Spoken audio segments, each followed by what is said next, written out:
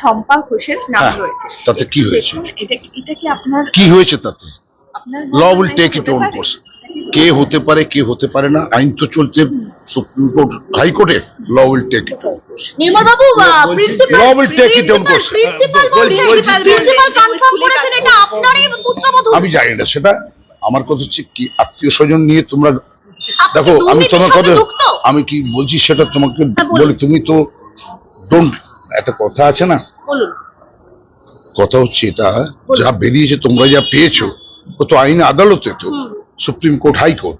Law will take it own course. সত্য সত্য সত্য বেরোবে। Law will take it own course, সত্য বেরিয়ে যাবে। আমি বলতে পারবো না কিছু না দেখে, আমার কাছে তো কিছু আসে। আমার কাছে কোনো কাগজ নেই, আমার কাছে কোনো কাগজ নেই।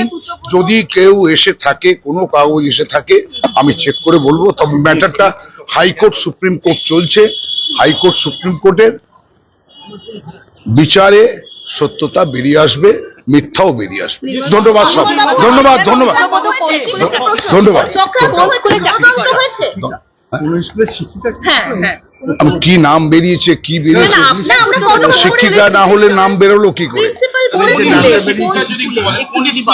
আমি তা বলতে পারবো না। এইটুকু হচ্ছে যে নাম যখন বেরিয়েছে শম্পা ঘোষের, আমি এইটুকু বলতে পারি সবটাই হাইকোর্ট সুপ্রিম কোর্টে চলছে। আইন আদালতে বিচার করে সত্য এবং মিথ্যা দুটোই বেরোবে। ধন্যবাদ।